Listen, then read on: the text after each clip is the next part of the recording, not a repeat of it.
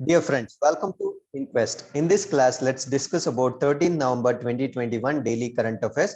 ಈ ಎಲ್ಲ ಪ್ರಚಲಿತ ಘಟನೆಗಳನ್ನ ನಾವು ದಿ ಹಿಂದೂ, ಡೆಕ್ಕನ್ ಹೆರಾಲ್ಡ್, PIB ಮತ್ತೆ ಗವರ್ನಮೆಂಟ್ ವೆಬ್ಸೈಟ್ಸ್ ಇಂದ ಸೋರ್ಸ್ ಮಾಡಲಿರ್ತೇವೆ.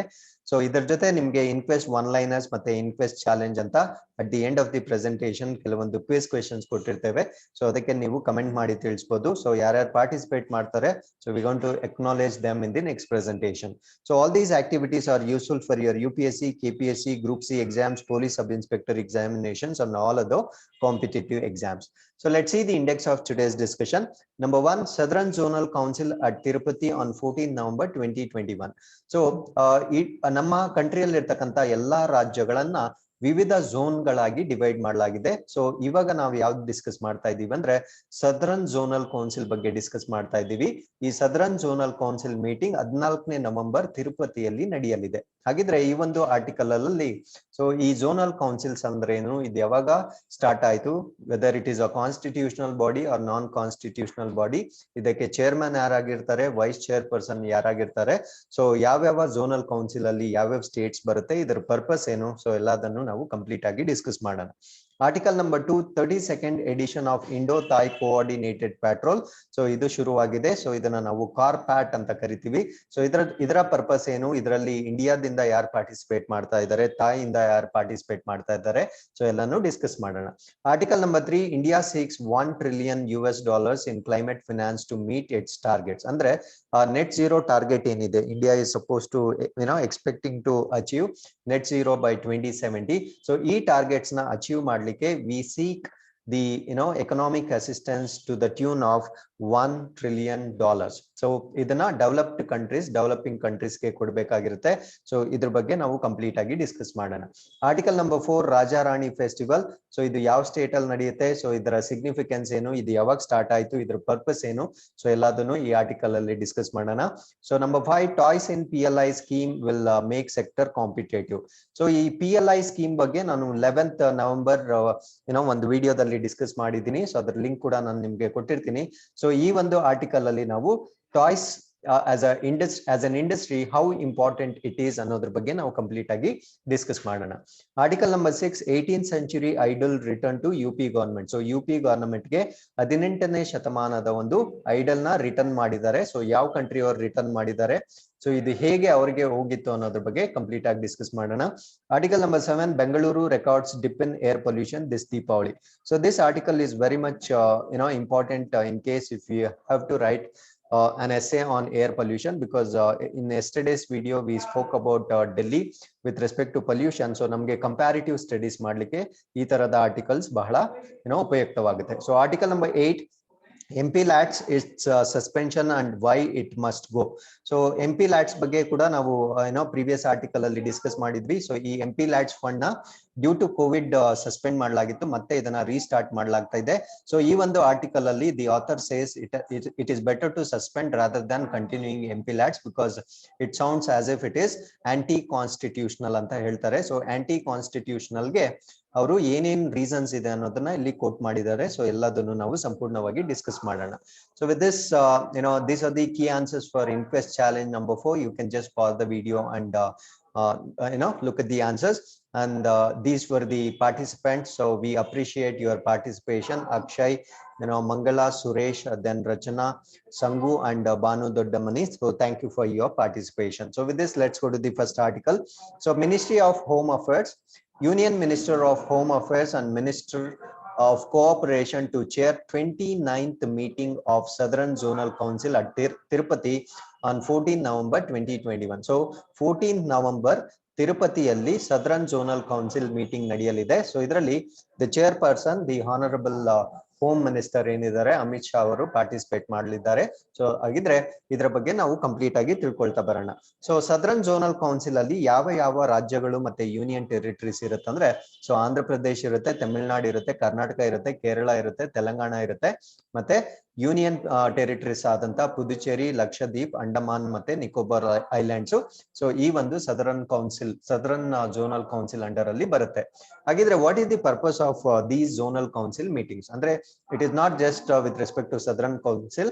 ಸೊ ಎಲ್ಲಾ ಝೋನಲ್ ಕೌನ್ಸಿಲ್ಸ್ ನ ಪರ್ಪಸ್ ಏನು ಅಂದ್ರೆ, Zonal councils provide the platform to foster such collaboration through structured mechanism for dialogue and discussions on continuous basis on issues affecting. So ಯಾವ issues ಅಂದ್ರೆ ರಾಜ್ಯಗಳ ನಡುವೆ ಅಥವಾ ರಾಜ್ಯ ಮತ್ತು ಕೇಂದ್ರಗಳ ನಡುವೆ ಇರತಕ್ಕಂತ ಕಾಮನ್ ಇಶ್ಯೂಸ್ ಬಗ್ಗೆ ಇಲ್ಲಿ ಡಿಸ್ಕಸ್ ಆಗುತ್ತೆ. Like 2 or more states or the center and state. So ರಾಜ್ಯಗಳ ಮಧ್ಯೆ ಇರಬಹುದು ಅಥವಾ ರಾಜ್ಯ ಮತ್ತು ಕೇಂದ್ರದ ನಡುವೆ ಇರತಕ್ಕಂತ ವ್ಯಾಜ್ಯಗಳೇನಿರುತ್ತೆ ಅಥವಾ ಏನೋ ಪ್ರಾಬ್ಲಮ್ಸ್ ಏನಿರುತ್ತೆ ಅಥವಾ ಇಶ್ಯೂಸ್ ಏನಿರುತ್ತೆ ಅದನ್ನ ಇಲ್ಲಿ ಡಿಸ್ಕಸ್ ಮಾಡ್ಲಿಕ್ಕೆ ಒಂದು ಪ್ಲಾಟ್ಫಾರ್ಮ್ ನ ಪ್ರೊವೈಡ್ ಮಾಡ್ತಾರೆ. So this is in the spirit that the strong States make the strong nation. So ಇದರ ಮೇನ್ ಆಬ್ಜೆಕ್ಟಿವ್ ಅಥವಾ ಸ್ಪಿರಿಟ್ ಏನು ಅಂದ್ರೆ, ಸೊ ರಾಜ್ಯಗಳು ಸದೃಢವಾಗಿದ್ರೆ ಅದರಿಂದ ರಾಷ್ಟ್ರ ಕೂಡ ಸದೃಢವಾಗಿರುತ್ತೆ ಅನ್ನೋ ಒಂದು ಉದ್ದೇಶದಿಂದ ಈ ಝೋನಲ್ ಕೌನ್ಸಿಲ್ ಮೀಟಿಂಗ್ಸ್ ನ ನಡೆಸ್ತಾರೆ. ಸೊ ಹಾಗಿದ್ರೆ ಇದರ ಚೇರ್ಪರ್ಸನ್ ಮತ್ತೆ ವೈಸ್ ಚೇರ್ಮನ್ ಯಾರಾಗಿರ್ತಾರೆ ಅಂದ್ರೆ, the chief minister of Andhra Pradesh is the vice chairman and the host. ಅಂದ್ರೆ ಈ 29th ಮೀಟಿಂಗ್ ಏನ್ ನಡೀತಾ ಇದಲ್ವಾ, ಸೊ ಇದರ ವೈಸ್ ಚೇರ್ಮನ್ ಯಾರಾಗಿರ್ತಾರೆ ಅಂದ್ರೆ ಆಂಧ್ರ ಪ್ರದೇಶದ ಮುಖ್ಯಮಂತ್ರಿ ವೈ.ಎಸ್. ಜಗನ್ ಆಗಿರ್ತಾರೆ. ಸೊ ಇವರು ಇದನ್ನ ಹೋಸ್ಟ್ ಮಾಡ್ತಾ ಇದ್ದಾರೆ. ಅಂದ್ರೆ ಎವ್ರಿ ಇಯರ್ ಇದು ರೊಟೇಷನಲ್ ಬೇಸಿಸ್ ಮೇಲೆ ಒಂದು ರಾಜ್ಯದಿಂದ ಇನ್ನೊಂದು ರಾಜ್ಯದಲ್ಲಿ ನಡೀತಾ ಇರುತ್ತೆ. ಸೊ ಯಾವ ರಾಜ್ಯದಲ್ಲಿ ನಡೆಯುತ್ತೋ ಆ ರಾಜ್ಯದ ಮುಖ್ಯಮಂತ್ರಿ ಯೂಶಲಿ ಇದರ ವೈಸ್ ಚೇರ್ಮನ್ ಆಗಿರ್ತಾರೆ. So other chief ministers from the States in the zone along with 2 ministers each R the members. So ಇದ್ರ ಜೊತೆ ಯಾರ್ಯಾರು ಮೆಂಬರ್ಸ್ ಆಗಿರ್ತಾರೆ ಅಂದ್ರೆ ಆ ಝೋನಲ್ ಕೌನ್ಸಿಲ್ ಅಲ್ಲಿ ಇರ್ತಕ್ಕಂತ ಎಲ್ಲ ರಾಜ್ಯಗಳ ಮುಖ್ಯಮಂತ್ರಿಗಳು ಮತ್ತು ಎಲ್ಲ ರಾಜ್ಯಗಳ 2 ಮಂತ್ರಿಗಳು ಸೊ ಈ ಝೋನಲ್ ಕೌನ್ಸಿಲ್ ನ ಮೆಂಬರ್ ಆಗಿರ್ತಾರೆ. ಸೊ ಇದ್ರ ಜೊತೆ chief secretaries and senior officers from state government and central government will also attend the meeting. So ಈ ಒಂದು ಮೀಟಿಂಗ್ ಅಲ್ಲಿ ಸೊ ಚೀಫ್ ಸೆಕ್ರೆಟರೀಸ್ ಮತ್ತೆ ಸೀನಿಯರ್ ಆಫೀಸರ್ಸ್ ಆಫ್ ರಾಜ್ಯ ಮತ್ತು ಕೇಂದ್ರ ಸರ್ಕಾರಗಳ ಚೀಫ್ ಸೆಕ್ರೆಟರಿ ಮತ್ತೆ ಸೀನಿಯರ್ ಆಫೀಸರ್ಸ್ ಕೂಡ ಈ ಮೀಟಿಂಗ್ ನ ಅಟೆಂಡ್ ಮಾಡ್ತಾರೆ. Now what is the major purpose of this particular zonal council meetings? The zonal councils discuss broad range of issues which include boundary related disputes. So ರಾಜ್ಯಗಳ ನಡುವೆ ಮತ್ತೆ ರಾಜ್ಯ ಮತ್ತು ಕೇಂದ್ರದ ಯಾವುದೇ ಇಶ್ಯೂಸ್ ಸಂಬಂಧಪಟ್ಟ ಹಾಗೆ, ಫಾರ್ ಎಕ್ಸಾಂಪಲ್ ಗಡಿ ವಿವಾದಗಳ ಬಗ್ಗೆ ಡಿಸ್ಕಷನ್ ಆಗುತ್ತೆ, ಭದ್ರತೆ security related, infrastructure related matters like road ಇರ್ಬೋದು, ಟ್ರಾನ್ಸ್ಪೋರ್ಟೇಷನ್ ಇರ್ಬೋದು, ಇಂಡಸ್ಟ್ರೀಸ್, ವಾಟರ್ ಅಂಡ್ ಪವರ್, ಮೂಲ ಸೌಕರ್ಯಗಳ ಅಭಿವೃದ್ಧಿ, ಸಾರಿಗೆ ಇರ್ಬೋದು, ಕೈಗಾರಿಕೆ ಇರ್ಬೋದು, ನೀರು ಮತ್ತು ಶಕ್ತಿ, ವಿದ್ಯುತ್ ಶಕ್ತಿ or any source of power. So ಇದರ ರಿಲೇಟೆಡ್ ಏನಾದ್ರು ಇಶ್ಯೂಸ್ ಇದ್ರೆ, ಮತ್ತೆ matters pertaining to forest and environment, ಅರಣ್ಯ ಮತ್ತು ಪರಿಸರಕ್ಕೆ ಸಂಬಂಧಪಟ್ಟ ಹಾಗೆ, ಹೌಸಿಂಗ್, ಎಜುಕೇಶನ್, ಶಿಕ್ಷಣ, ಫುಡ್ ಸೆಕ್ಯೂರಿಟಿ, ಆಹಾರ ಭದ್ರತೆ, ಟೂರಿಸಂ ಮತ್ತೆ ಟ್ರಾನ್ಸ್ಪೋರ್ಟೇಷನ್. ಸೊ ಈ ಎಲ್ಲ ವಿಷಯಗಳ ಬಗ್ಗೆ ಏನಾದ್ರು ಇಶ್ಯೂಸ್ ಇದ್ರೆ it is a common platform for dialogue between different states that come under that particular council. ಹಾಗಿದ್ರೆ ಈ ಝೋನಲ್ ಕೌನ್ಸಿಲ್ಸ್ ನ ಯಾವಾಗ ಕಾನ್ಸ್ಟಿಟ್ಯೂಟ್ ಮಾಡಲಾಗಿತ್ತು?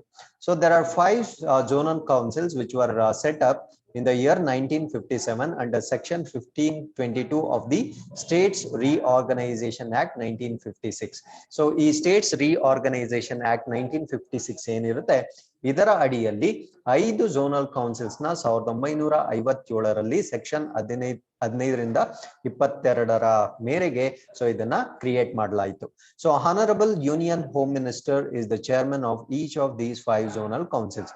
ಈ 5 ಝೋನಲ್ ಕೌನ್ಸಿಲ್ಸ್ ನ ಚೇರ್ಮನ್ ಯಾರಾಗಿರ್ತಾರೆ ಅಂದ್ರೆ ಪ್ರೆಸೆಂಟ್, ಸೊ ಆ ಕಾಲಕ್ಕೆ ತಕ್ಕಂತೆ ಯಾರು ಹೋಮ್ ಮಿನಿಸ್ಟರ್ ಆಗಿರ್ತಾರೆ, ಗೃಹ ಮಂತ್ರಿ ಆಗಿರ್ತಾರೆ, ಸೊ ಅವರು ಈ ಎಲ್ಲಾ ಝೋನಲ್ ಕೌನ್ಸಿಲ್ಸ್ ನ ಚೇರ್ಮನ್ ಆಗಿರ್ತಾರೆ. And chief ministers of the host state to be chosen on the rotation basis every year is vice chairman. So vice chairman ಯಾರಾಗಿರ್ತಾರೆ ಅಂದ್ರೆ ಆ ಹೋಸ್ಟಿಂಗ್ ಸ್ಟೇಟ್ ಯಾವ್ದಿರುತ್ತೋ ಅಂದ್ರೆ ಆ ಮೀಟಿಂಗ್ ಆ ವರ್ಷದಲ್ಲಿ ಯಾವ ರಾಜ್ಯದಲ್ಲಿ ನಡೆಸಲ್ಪಡುತ್ತೋ ಆ ರಾಜ್ಯದ ಮುಖ್ಯಮಂತ್ರಿ ವೈಸ್ ಚೇರ್ಮನ್ ಆಗಿರ್ತಾರೆ. ಸೊ ಇದ್ರ ಜೊತೆ 2 more ministers from each state are nominated as members by governor. So ಈ ಗವರ್ನರ್ ಏನ್ ಬರ್ತಾರೆ, ಸೊ ಇವರು ಪ್ರತಿಯೊಂದು ರಾಜ್ಯದಿಂದ ಇನ್ನ 2 ಮಂತ್ರಿಗಳನ್ನ ಈ ಝೋನಲ್ ಕೌನ್ಸಿಲ್ಗೆ ಮೆಂಬರ್ಸ್ ಆಗಿ ಆಯ್ಕೆ ಅಥವಾ ನಾಮಿನೇಟ್ ಮಾಡ್ತಾರೆ. So this is the structure and when it started structuring about the zonal councils of different states. So ಇವಾಗ these zonal councils are advisory councils and are non-constitutional bodies. So ಇವು ಸಂವಿಧಾನೇತರ ಸಂಸ್ಥೆಗಳಾಗಿರುತ್ತೆ ಮತ್ತೆ ಇವು majorly advisory councils ಆಗಿರುತ್ತೆ. So present composition of each of the zones ಯಾವ್ದಾವ್ದು ಅಂದ್ರೆ, so 5 zones ಯಾವ್ದಾವ್ದು ಅಂದ್ರೆ northern zone, southern zone, central zone, eastern zone ಮತ್ತೆ western zone ಅಂತ ಮಾಡಿರ್ತಾರೆ. So northern zone ಅಲ್ಲಿ ಚಂಡೀಗಢ, ಡೆಲ್ಲಿ, ಹರಿಯಾಣ, ಹಿಮಾಚಲ್ ಪ್ರದೇಶ್, ಜಮ್ಮು ಅಂಡ್ ಕಾಶ್ಮೀರ್, ಲಡಾಖ್, ಪಂಜಾಬ್ ಮತ್ತೆ ರಾಜಸ್ಥಾನ್ ಇರುತ್ತೆ. ಇದರ ಹೆಡ್ ಕ್ವಾರ್ಟರ್ಸ್ ಬಂದು ನ್ಯೂ ಡೆಲ್ಲಿ. ಸದರ್ನ್ ಝೋನ್ ನಾನು ಆಲ್ರೆಡಿ ಹೇಳಿದ್ದೀನಿ. ಸದರ್ನ್ ಝೋನ್ ಹೆಡ್ ಕ್ವಾರ್ಟರ್ಸ್ ಬಂದು ಚೆನ್ನೈಯಲ್ಲಿ ಇರುತ್ತೆ. ಸೆಂಟ್ರಲ್ ಝೋನ್ ಅಲ್ಲಿ ನಾವು ಛತ್ತೀಸ್ಗಢ, ಮಧ್ಯಪ್ರದೇಶ್, ಉತ್ತರಾಖಂಡ್ ಮತ್ತೆ ಉತ್ತರ ಪ್ರದೇಶ್ ಇರುತ್ತೆ. ಸೊ ಇದರ ಹೆಡ್ ಕ್ವಾರ್ಟರ್ಸ್ ಬಂದು ಪ್ರಯಾಗ್ರಾಜ್ ಅಲ್ಲಿ ಇರುತ್ತೆ. ಈಸ್ಟರ್ನ್ ಝೋನ್ ಅಲ್ಲಿ ಬಿಹಾರ್, ಜಾರ್ಖಂಡ್, ಒಡಿಶಾ ಮತ್ತೆ ವೆಸ್ಟ್ ಬೆಂಗಾಲ್. ಸೊ ಇದರ ಹೆಡ್ ಕ್ವಾರ್ಟರ್ಸ್ ಬಂದು ಕೋಲ್ಕತ್ತಾದಲ್ಲಿ ಇರುತ್ತೆ. ಸೊ ವೆಸ್ಟರ್ನ್ ಝೋನ್ ಅಲ್ಲಿ ದಾದ್ರಾ ಮತ್ತೆ ನಗರ್ ಹವೇಲಿ, ದಮನ್ ಅಂಡ್ ದಿವು, ಗೋವಾ, ಗುಜರಾತ್ ಮತ್ತೆ ಮಹಾರಾಷ್ಟ್ರ ಇರುತ್ತೆ. ಸೊ ಇದರ ಹೆಡ್ ಕ್ವಾರ್ಟರ್ಸ್ ಮುಂಬೈಯಲ್ಲಿ ಇರುತ್ತೆ. So you can also see color zones here. This is northern zone, this full orange color. So this green color is the central zone. So this blue color is eastern. So northeastern nanu helilla. So idanna nanu next slide alli helta idini. So this is this will be added much later. Then we have western zone here. Then the one that is in magenta, it is the southern zone. So these are all the different zones.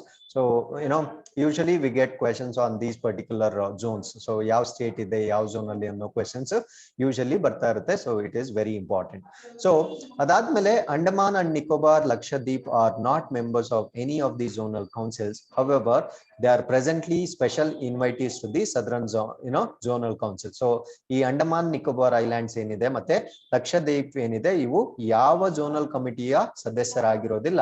ಸದ್ಯಕ್ಕೆ ಅವ್ರನ್ನ special invitees, ನಮ್ಮ southern zonal council ನ special invitees ಆಗಿ ನಾವು consider ಮಾಡ್ತೀವಿ. The northeastern states are not covered by any of the zonal councils. So ಈ north East States ಏನ್ ಬರುತ್ತೆ ಅದನ್ನ ಯಾವುದೇ ಝೋನಲ್ ಕೌನ್ಸಿಲ್ ಅಲ್ಲಿ ಆಡ್ ಮಾಡಲಾಗಿಲ್ಲ.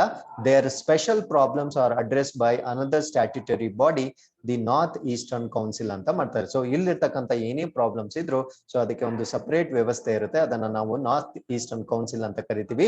So this was created by north eastern council act 1971. So north eastern council act 1971 act ಪ್ರಕಾರ north eastern council ನ create ಮಾಡಲಾಗಿರುತ್ತೆ.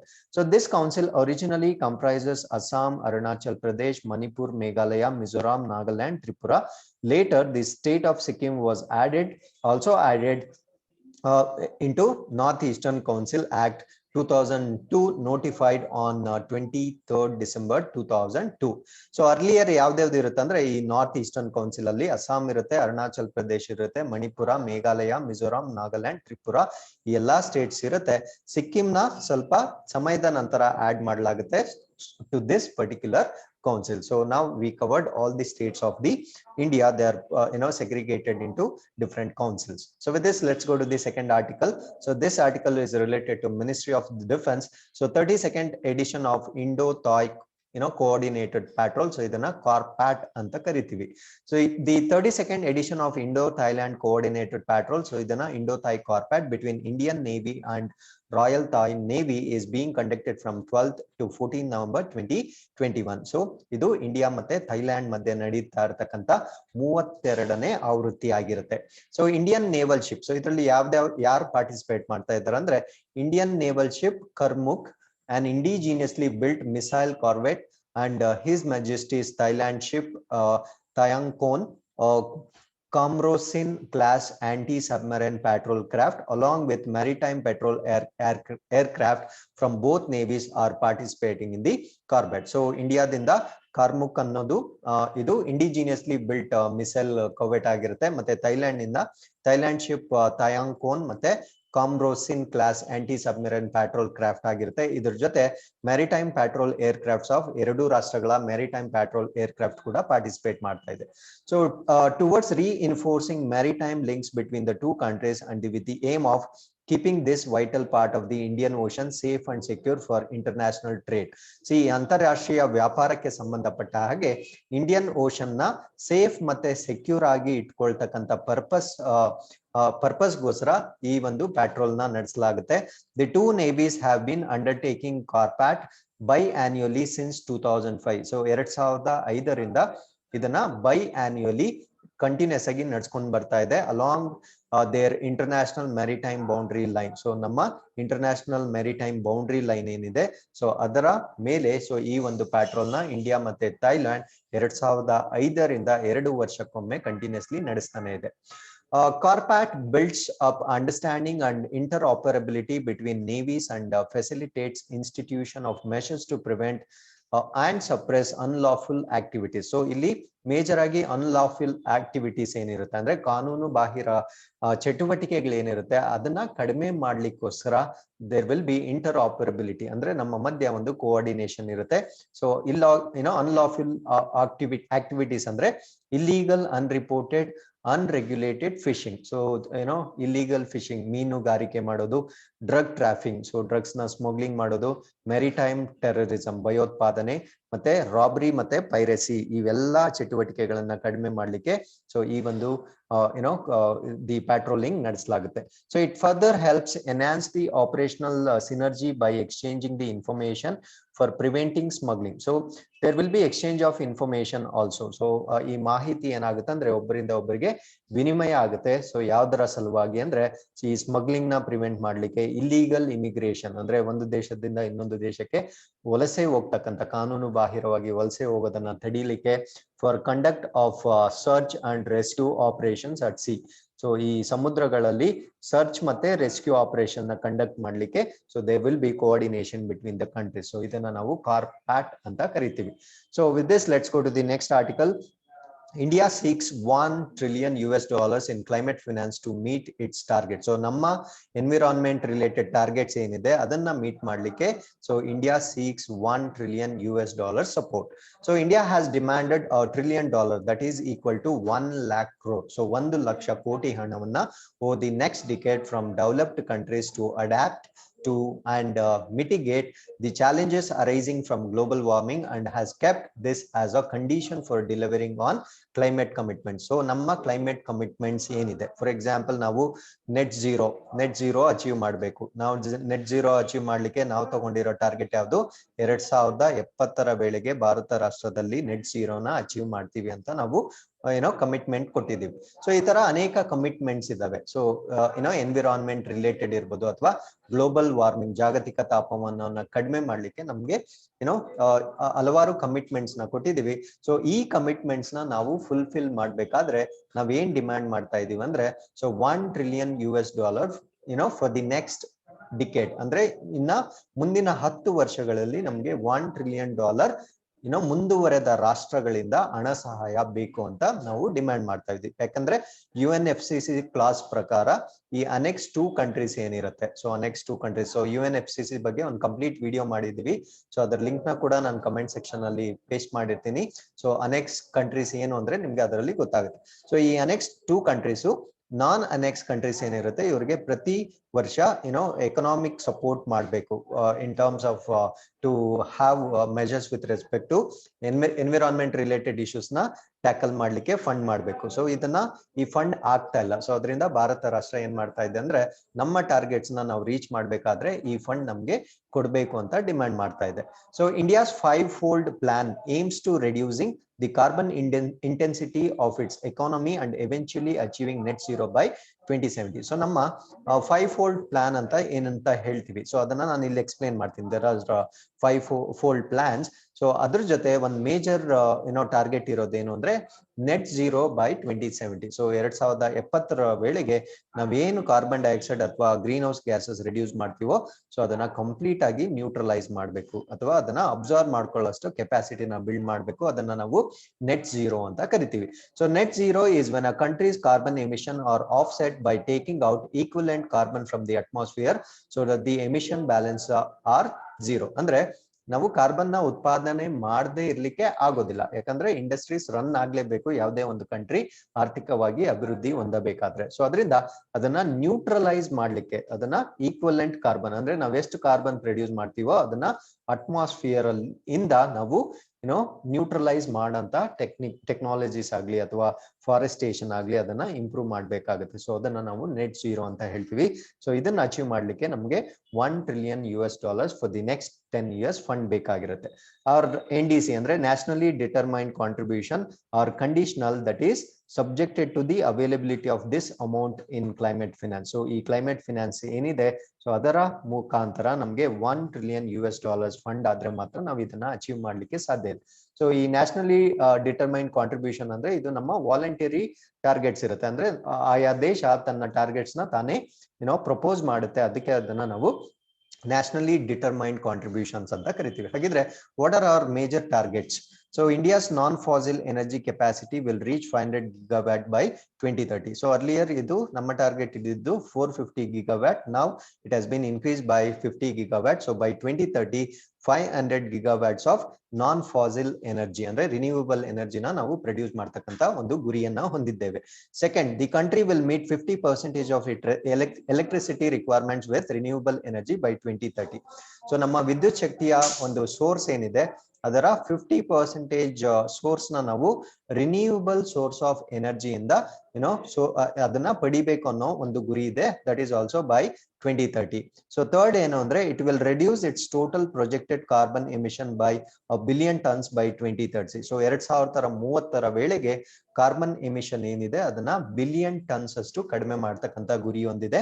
So India will cut the carbon intensity of its economy to less than 45%. So ನಮ್ಮ economy value ಏನಿರುತ್ತೆ ಅದಕ್ಕೆ 45% ಅಷ್ಟು carbon ಇಂಟೆನ್ಸಿಟಿನ ಕಡಿಮೆ ಮಾಡೋದು. And fifth one is the major thing, so country will achieve net zero by 2070. So ಈ ಎಲ್ಲಾ goals ನಾವು ಅಚೀವ್ ಮಾಡ್ಬೇಕಾದ್ರೆ so we need economic assistance from developed countries. So this is the article is all about. Now let's talk about NDC andre enu. So NDC is India's present NDC submitted in 2015 consists of three main elements. So ನಾವು 2015 ನಮ್ಮ nationally determined commitment ನ submit ಮಾಡಿರ್ತೀವಿ. So ಅದರ ಪ್ರಕಾರ ನಮ್ಮ ಮೂರು goals ಯಾವ್ದು ಅಂದ್ರೆ number 1 to reduce emission intensity of its GDP by 35% by 2030 from 2005 level. So 2005 level ಅಲ್ಲಿ ಏನ್ ಎಮಿಷನ್ ಇರುತ್ತೋ ಅದನ್ನ 2030 ವೇಳೆಗೆ ನಮ್ಮ GDP ಎಷ್ಟಿರುತ್ತೋ ಅದರ 35% 35% ಎಮಿಷನ್ ನಾವು ಕಡಿಮೆ ಮಾಡ್ತಕ್ಕಂತ ಗುರಿ. ಎರಡನೇದು ಎಲೆಕ್ಟ್ರಿಕ್ ಪವರ್ ಕೆಪಾಸಿಟಿ. ಸೊ ನಮ್ಮ ವಿದ್ಯುತ್ ಶಕ್ತಿ ಉತ್ಪಾದನೆ ಕೆಪಾಸಿಟಿ ಏನಿರುತ್ತೆ so target of 40% installation capacity from non fossil based energy resources by 2030. So 2030 ವೇಳೆಗೆ 40% ನಮ್ಮ ವಿದ್ಯುತ್ ಶಕ್ತಿ ನಾನ್ ಫಾಸಿಲ್ ಬೇಸ್ಡ್ ಅಂದ್ರೆ ಈ ಪಳುವಳಿಕೆ ಇಂಧನಗಳ ಅಲ್ಲದೆ ಸೊ ಬೇರೆ ಒಂದು ಸೋರ್ಸ್ ಇಂದ ಪಡಿತಕ್ಕಂತ ಗುರಿಯನ್ನ ಹೊಂದಿದೆ. ಅಂಡ್ ಮೂರನೇ ಟಾರ್ಗೆಟ್ ಏನು ಅಂದ್ರೆ creating a carbon sink expansion target of creating an additional carbon sink of 2.5 to 3 billion tons through additional forest and tree cover by 2030. ಅಂದ್ರೆ ಫಾರೆಸ್ಟೇಷನ್ ಅರಣ್ಯ ಅಭಿವೃದ್ಧಿ ಜಾಸ್ತಿ ಮಾಡಿ ಈ ಕಾರ್ಬನ್ ಸಿಂಕ್ ಅಂದ್ರೆ ಏನು, ನಾವೇನ್ ಕಾರ್ಬನ್ ಪ್ರೊಡ್ಯೂಸ್ ಮಾಡ್ತೀವೋ ಅದು ಅಬ್ಸಾರ್ಬ್ ಆಗಬೇಕು. ಅದು ಯಾವಾಗ ಅಬ್ಸಾರ್ಬ್ ಆಗುತ್ತೆ ಅಂದ್ರೆ ಫಾರೆಸ್ಟ್ ಏರಿಯಾ ಜಾಸ್ತಿ ಆದಾಗ ನಮ್ಗೆಲ್ಲ ಗೊತ್ತಿರೋ ಹಾಗೆ ಫೋಟೋಸಿಂಥಸಿಸ್ಗೆ ಕಾರ್ಬನ್ ಡೈಆಕ್ಸೈಡ್ ನ ಪ್ಲಾಂಟ್ಸ್ ಕನ್ಸ್ಯೂಮ್ ಮಾಡುತ್ತೆ. ಸೊ ಇದ್ರ ಕೆಪಾಸಿಟಿ ಏನಿದೆ 2.5 ಇಂದ 3 billion tons ಅಬ್ಸಾರ್ಬಿಂಗ್ ಕೆಪಾಸಿಟಿನ ನಾವು ಇನ್ಕ್ರೀಸ್ ಮಾಡ್ಲಿಕ್ಕೆ 2030ಗೆ ನಾವು ಡಿಕ್ಲೇರ್ ಮಾಡಿರ್ತೀವಿ. So this is our NDC. So what is NDC in totality? So NDC are voluntary target that countries set for themselves. So ಆ ರಾಷ್ಟ್ರಗಳು ತನ್ನಗೆ ತಾನೇ ಒಂದು ಟಾರ್ಗೆಟ್ ನ set ಮಾಡ್ಕೊಳ್ಳುತ್ತೆ in terms of environment related issues. So ಅದನ್ನ ನಾವು NDC ಅಂತ ಕರಿತೀವಿ. So which describe the quantum and kind of emission cuts they will undertake over a fixed period to contribute to preventing runaway global warming. So ಈ ಜಾಗತಿಕ ತಾಪಮಾನ ಏನಿದೆ so ಅದನ್ನ ಕಡಿಮೆ ಮಾಡ್ಲಿಕ್ಕೆ ಸೊ ಕೆಲವೊಂದು ಮೆಜರ್ಸ್ ನಾವು ಫಿಕ್ಸ್ಡ್ ಟೈಮ್ ಅಂದ್ರೆ ಆ ವೇಳೆಗೆ ಅದನ್ನ ನಾವು ಕಂಪ್ಲೀಟ್ ಮಾಡ್ಬೇಕು. So there should be some deadline. So ಇಲ್ಲಾಂದ್ರೆ ಅದಕ್ಕೆ ಯಾವುದೇ ಮೀನಿಂಗ್ ಇರಲ್ಲ. ಸೊ ಆ ಡೆಡ್ ಲೈನ್ ಒಳಗಡೆ ನಾವು ಅನ್ಕೊಂಡಿರ್ತಕ್ಕಂತ ಒಂದು ಏನಿರುತ್ತೆ ನಮ್ಮ ಟಾರ್ಗೆಟ್ ನ ಅದನ್ನ ಅಚೀವ್ ಮಾಡೋದಕ್ಕೆ ಆಯಾ ರಾಷ್ಟ್ರಗಳು ತಮಗೆ ಒಂದೊಂದು ಟಾರ್ಗೆಟ್ ನ ಹಾಕೊಳ್ಳುತ್ತೆ. So India's last NDC was submitted following the 2015 Paris deal. So ಈ ಪ್ಯಾರಿಸ್ ಅಗ್ರಿಮೆಂಟ್ ಏನಾಗಿತ್ತು 2019 ಅವಾಗ ನಮ್ಮ ಕೊನೆಯ NDC ನಾವು ಸಬ್ಮಿಟ್ ಮಾಡಿರ್ತೀವಿ. So before COP26 so conferences of parties 26 Glasgow ಅಲ್ಲಿ ಮುಗಿತಲ್ವಾ. ಸೊ ಅದಕ್ಕಿಂತ ಮುಂಚೆ ನಾವು NDC ಕೊಡ್ಬೇಕಾಗಿತ್ತು, ಬಟ್ ನಾವು ಯಾವುದೇ NDC ಕೊಟ್ಟಿರ್ಲಿಲ್ಲ. So COP began on November 1. Nations were expected to provide updated NDCs. India, however, did not furnish. So ಎಲ್ಲಾ ಕಂಟ್ರಿಗಳು ಈ ಅಪ್ಡೇಟೆಡ್ NDC ಸೊ ಅವರ ಮುಂಚಿನ ಗುರಿ ಏನಿತ್ತು ಅದನ್ನ ಅಪ್ಡೇಟ್ ಮಾಡಿ COP26 ಮುಂಚೆ ಸಬ್ಮಿಟ್ ಮಾಡಬೇಕಾಗಿತ್ತು. ಆದ್ರೆ ಭಾರತ ರಾಷ್ಟ್ರ ಸಬ್ಮಿಟ್ ಮಾಡಿರೋದಿಲ್ಲ. So delivering on climate finance is amongst the stickiest points of contention between developed and developing countries, because developed countries as a group have failed to provide $100 billion annually by 2020 as promised from decade ಆಗೋ. So 10 ವರ್ಷಗಳ ಹಿಂದೆ ಅವ್ರು ಏನ್ promise ಮಾಡಿದ್ರು ಅಂದ್ರೆ ಅಭಿವೃದ್ಧಿ ಹೊಂದಿದ ರಾಷ್ಟ್ರಗಳು ಅಭಿವೃದ್ಧಿ ಹೊಂದುತ್ತಿರುವ ರಾಷ್ಟ್ರಗಳಿಗೆ ಪ್ರತಿ ವರ್ಷ $100 ಬಿಲಿಯನ್ ನಾವು ಕೊಡ್ತೇವೆ ಅಂತ ಅವರು ಹೇಳಿದ್ರು. ಬಟ್ ಯಾರು ಅದನ್ನ ಫುಲ್ಫಿಲ್ ಮಾಡಿರೋದ್ರಿಲ್ಲ. ಅದರಿಂದ so India decided not to give its NDC because developed countries are not fulfilling the required norms. So with this, let's go to the next article. So this article is about Raja Rani festival. The stage is back at the sprawling lawn of the 11th century Raja Rani temple in Bhubaneswar for an annual music festival to be held from November 14 to 16. So idu Bhubaneswar alli nadiyutte. So this is organized athwa hosted by Odisha government's Department of Tourism. So Odisha ಸರ್ಕಾರದ department of ಪ್ರವಾಸೋದ್ಯಮ ಇಲಾಖೆ ಏನಿದೆ, so ಇದು ಈ ಒಂದು Raja Rani festival ನ organise ಮಾಡುತ್ತೆ. So this temple belongs to 11th century. ಇದು 11ನೇ ಶತಮಾನಕ್ಕೆ ಸೇರಿದಂತಹ ಒಂದು ದೇವಸ್ಥಾನವಾಗಿರುತ್ತೆ. ಸೊ ಇದು ಒಂದು ವಾರ್ಷಿಕ ಆನ್ಯುಯಲ್ ಮ್ಯೂಸಿಕ್ ಫೆಸ್ಟಿವಲ್ ಆಗಿರುತ್ತೆ. ಸೊ ವಾರ್ಷಿಕ ಸಂಗೀತದ ಒಂದು ಹಬ್ಬವಾಗಿರುತ್ತೆ. So Raja Rani temple is an 11th century Hindu temple located in Bhubaneswar. So ಇದನ್ನ ಒಂದು ಹಿಂದೂ ದೇವಸ್ಥಾನ ಅಂತ ಕನ್ಸಿಡರ್ ಮಾಡಲಾಗಿರುತ್ತೆ. The capital city of Odisha. So Bhubaneswar is the capital city of Odisha, as you all know. The temple is believed to have been known originally as Indreshwara. So ಇದನ್ನ ಈ ದೇವಸ್ಥಾನವನ್ನ ಮುಂಚೆ ಇಂದ್ರೇಶ್ವರ ಅಂತ ಕರೀತಾ ಇದ್ರು. So it is locally known as love temple because of the erotic carvings of women and couples in the temple. So ಈ ದೇವಸ್ಥಾನದ ಮೇಲೆ ಸೊ ಈ ಮಹಿಳೆಯರ ಮತ್ತೆ ಕಪಲ್ಸ್ ಈ ಜೋಡಿಗಳ ಕೆತ್ತನೆ ಇರುವುದರಿಂದ ಸೊ ಇದನ್ನ ನಾವು ಲವ್ ಟೆಂಪಲ್ ಅಥವಾ ಪ್ರೀತಿಯ ದೇವಸ್ಥಾನ ಅಂತ ಕೂಡ ಕರಿತೇವೆ. So Raja Rani temple is built in the Pancharatha style. So ಇದನ್ನ ಪಂಚರಥ ಒಂದು ಶೈಲಿಯಲ್ಲಿ ಇದನ್ನ ಕಟ್ಟಲಾಗಿದೆ on the raised platform with 2 structures. So ಇದೊಂದು ಫ್ಲೋರ್ಗೆ ಲೆವೆಲ್ ಆಗಿರಲ್ಲ, ಫ್ಲೋರ್ಗಿಂತ ಮೇಲೆ ಸ್ವಲ್ಪ ರೈಸ್ಡ್ ಲೆವೆಲ್ ಅಲ್ಲಿ ಇದನ್ನ ಕನ್ಸ್ಟ್ರಕ್ಟ್ ಮಾಡಲಾಗಿದೆ. ಸೊ ಇದಕ್ಕೆ 2 ಸ್ಟ್ರಕ್ಚರ್ಸ್ ಇರುತ್ತೆ. ಸೆಂಟ್ರಲ್ ಶ್ರೈನ್ ಕಾಲ್ಡ್ ಆಸ್ ವಿಮಾನ with ಬಾದಾ curvy linear spiral over its roof rising to a height of 18 meters, that is equal to 59 feet, and weaving hall called Jagamohana with a pyramidal roof. So illida nodi, so 2 sectors irutte ee temple alli. So idondu sector, so idondu sector, so idondu the longest one, idu around 59 feet irutte. So ಇನ್ನೊಂದನ್ನ ನಾವು weaving hall ಅಂತ ಕರಿತೀವಿ. The second one ಇದನ್ನ Jagamohana with pyramidal roof ಇರುತ್ತೆ, pyramid shape ಅಲ್ಲಿ ಇದರ roof ಇರುತ್ತೆ. So 2 segments ಅಲ್ಲಿ ಸೊ ಈ ಟೆಂಪಲ್ ನ ಕನ್ಸ್ಟ್ರಕ್ಟ್ ಮಾಡಲಾಗಿದೆ. The temple was constructed of dull red and yellow sandstone locally called Raja Rani. So ಇದನ್ನ ಡಲ್ ರೆಡ್ ಒಂದು ಮಂದವಾಗಿರ್ತಕ್ಕಂಥ ಕೆಂಪು ಬಣ್ಣ ಮತ್ತು ಹಳದಿ ಬಣ್ಣದ ಸ್ಯಾಂಡ್ ಸ್ಟೋನ್ ಅಲ್ಲಿ ಇದನ್ನ ಕಟ್ಟಲಾಗಿದೆ. So there are no images inside the sanctum. So ಈ ಗುಡಿಯ ಒಳಗಡೆ ಯಾವುದೇ ಇಮೇಜಸ್ ಇರೋದಿಲ್ಲ. And hence it is not associated with a specific sect of Hinduism. ಅಂದ್ರೆ ಹಿಂದೂಯಿಸಂ ನ ಯಾವುದೇ ಒಂದು ಪರ್ಟಿಕ್ಯುಲರ್ ಪಂಥಕ್ಕೆ ಸೇರಿರ್ತಕ್ಕಂಥ ಒಂದು ದೇವಸ್ಥಾನ ಆಗಿರೋದಿಲ್ಲ, but broadly classified as Shaivite based on the niches. So ಈ ಗುಡಿಯಲ್ಲಿರ್ತಕ್ಕಂಥ ನಿಶಸ್ ಏನಿರುತ್ತೆ ಅದರ ಪ್ರಕಾರ ಇದು ಶೈವರಿಗೆ ಸೇರಿದ ಅಂತ ಹೇಳಲಾಗ್ತಾ ಇದೆ. ಸೊ ರಾಜಾ ರಾಣಿ ಟೆಂಪಲ್ ರಫ್ಲಿ belongs to the same period as Jagannatha temple at Puri. So ಪೂರಿಯಲ್ಲಿ ಜಗನ್ನಾಥ ಟೆಂಪಲ್ ಏನಿದೆ ಸೊ ಆ ಒಂದು ಸಮಯಕ್ಕೆ ಇದು ಸೇರಲಾಗುತ್ತೆ ಅಂತ ಹೇಳಲಾಗುತ್ತೆ. The architecture of other temples in the central India originated from its temple. So ಈ ಭಾರತದ ಈ ಸೆಂಟ್ರಲ್ ಇಂಡಿಯಾ ಪ್ರದೇಶದಲ್ಲಿ ಬೇರೆ ಬೇರೆ ದೇವಸ್ಥಾನಗಳು ಏನಿದಾವೆ ಸೊ ಅದನ್ನ ಈ ದೇವಸ್ಥಾನದ ರೆಫರೆನ್ಸ್ ತಗೊಂಡು ಇದರ ಆಧಾರದ ಮೇಲೆ ಕಟ್ಟಲಾಗಿದೆ ಅಥವಾ ಇದರ ವಾಸ್ತುಶಿಲ್ಪ ಈ ಒಂದು ದೇವಸ್ಥಾನಕ್ಕೆ ಸಂಬಂಧಿಸಿದೆ ಅಂತ ಹೇಳಲಾಗುತ್ತೆ. The notable ones in the category are Khajuraho temples. ಈ ಖಜುರಾಹೋ ದೇವಸ್ಥಾನ ಏನಿದೆ ಮತ್ತೆ ತೋತೇಶ್ವರ ಮಹಾದೇವೋ ಟೆಂಪಲ್ ಇನ್ ಕಡವ ಏನಿದೆ ಸೊ ಈ 2 ಟೆಂಪಲ್ಸ್ ನ ಎಕ್ಸಾಂಪಲ್ ಆಗಿ ಕೊಡ್ತಾರೆ. ಸೊ ಈ 2 ಟೆಂಪಲ್ಸ್ ಈ ರಾಜಾ ರಾಣಿ ಟೆಂಪಲ್ ಥೀಮ್ ಮೇಲೆನೆ ಕನ್ಸ್ಟ್ರಕ್ಟ್ ಮಾಡಲಾಗಿದೆ ಅಂತ ಹೇಳಲಾಗುತ್ತೆ. Scholars believe based on the style that the temple might have been built by Somavamshi kings who migrated from central India's to Orissa during the period. So ಈ ಒಂದು ಕಾಲದಲ್ಲಿ ಅಂದ್ರೆ ಸ್ಕಾಲರ್ಸ್ ಏನ್ ಬಿಲೀವ್ ಮಾಡ್ತಾರೆ ಅಂದ್ರೆ ಸೊ ಈ ದೇವಸ್ಥಾನವನ್ನ ಸೋಮವಂಶಿ ರಾಜರು ಬಿಲ್ಡ್ ಮಾಡಲಿರ್ತಾರೆ ಅಂತ ಹೇಳ್ತಾ ಇದ್ದಾರೆ. ಸೊ ಈ ಸೋಮವಂಶಿ ರಾಜರು ಇವರು ಸೆಂಟ್ರಲ್ ಇಂಡಿಯನ್ಸ್ ಟು ಒಡಿಸಾಗೆ ಮೈಗ್ರೇಟ್ ಆಗಿರ್ತಾರೆ. ಸೊ ಆ ಒಂದು ಸಮಯದಲ್ಲಿ ಸೆಂಟ್ರಲ್ ಇಂಡಿಯನ್ಸ್ ಇಂದ ಒರಿಸ್ಸಾಗೆ ಅವರು ಮೈಗ್ರೇಟ್ ಆಗಿರ್ತಾರೆ. So Raja Rani temple is maintained by archaeological survey of India as ticketed monument. So ಇದನ್ನ ಒಂದು ticketed monument. So we cannot visit it for free. So we have to pay for the visit. So ಇದನ್ನ archaeological survey of India ಇದನ್ನ maintain ಮಾಡುತ್ತೆ. So ಭಾರತದ ಪುರಾತತ್ವ ಇಲಾಖೆ ಇದನ್ನ maintain ಮಾಡುತ್ತೆ. So this is the complete picture. So you can see it is built in two different segments. So these are the two segments of this particular building. So with this, let's go to the next article.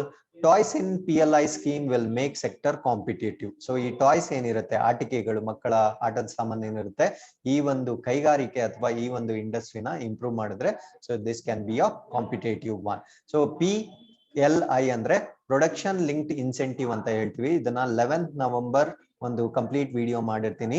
So 20th ಮಿನಿಟ್ಗೆ ನೀವು ಹೋದ್ರೆ 11th November video 20th minute ಅಲ್ಲಿ ನಿಮ್ಗೆ PLI ಬಗ್ಗೆ ಕುರಿತಂತೆ complete information ಸಿಗುತ್ತೆ. So PLI brief ಆಗಿ ಹೇಳ್ಬೇಕಂದ್ರೆ so ಇದು ಇಂಡಸ್ಟ್ರೀಸ್ಗೆ ಸಪೋರ್ಟ್ ಮಾಡುತ್ತೆ. It gives incentives for industries for various sectors. Okay, so ಇದು ಇವಾಗ ನಾವು ಮಾತಾಡ್ತಾ ಇರೋದು ಟಾಯ್ ಇಂಡಸ್ಟ್ರಿ ಬಗ್ಗೆ. The toy industry in India should be brought under production linked incentive. So ಈ ಪ್ರೊಡಕ್ಷನ್ ಲಿಂಕ್ಡ್ ಇನ್ಸೆಂಟಿವ್ ಏನಿದೆ ಸೊ ಅದರ ಅಡಿಗೆ ಈ ಟಾಯ್ ಇಂಡಸ್ಟ್ರಿನ ತರಬೇಕು ಅಂತ ಇವಾಗ ಪ್ರಪೋಸ್ ಮಾಡ್ಲಾಗ್ತಾ ಇದೆ.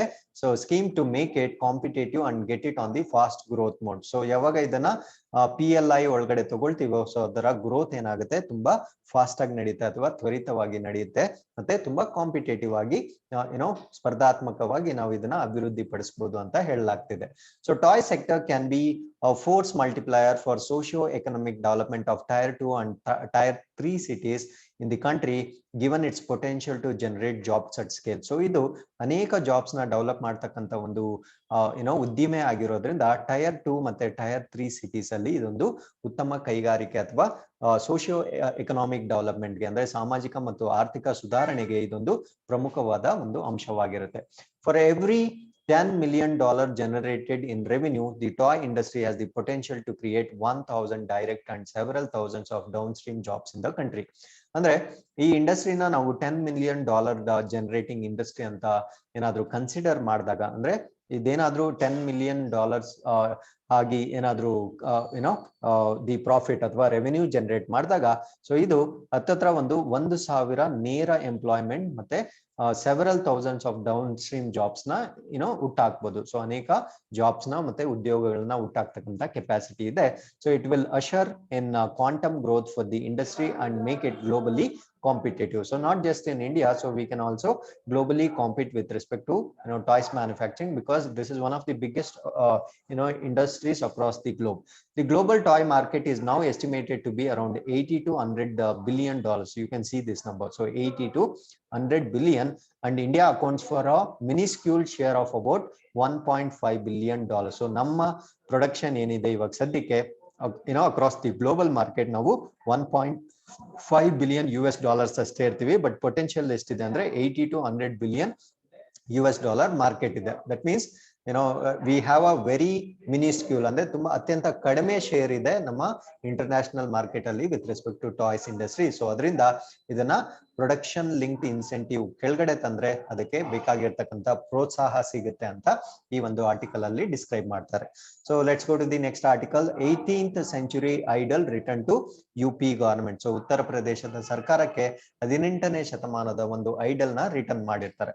So on idol of goddesses Annapurna. So ಇದು ಅನ್ನಪೂರ್ಣ ದೇವತೆಯ ಒಂದು ವಿಗ್ರಹವಾಗಿರುತ್ತೆ. That was stolen from the Kashi Vishwanath temple and smuggled to Canada over 100 years ago, handed over to Uttar Pradesh government. ಅಂದ್ರೆ ಇದನ್ನ ಕಾಶಿ ವಿಶ್ವನಾಥನ ದೇವಸ್ಥಾನದಿಂದ ಸ್ಮಗಲ್ ಮಾಡಿ ಕೆನಡಾದವರು ಸೊ 100 ವರ್ಷಗಳ ಹಿಂದೆ ಅದನ್ನ ಕೆನಡಾದಲ್ಲಿ ಇರಿಸಿರ್ತಾರೆ. ಸೊ ಇವಾಗ ಅದನ್ನ ವಾಪಸ್ ಮಾಡಿದ್ದಾರೆ. So this is the picture that you can see here, the picture of the idle.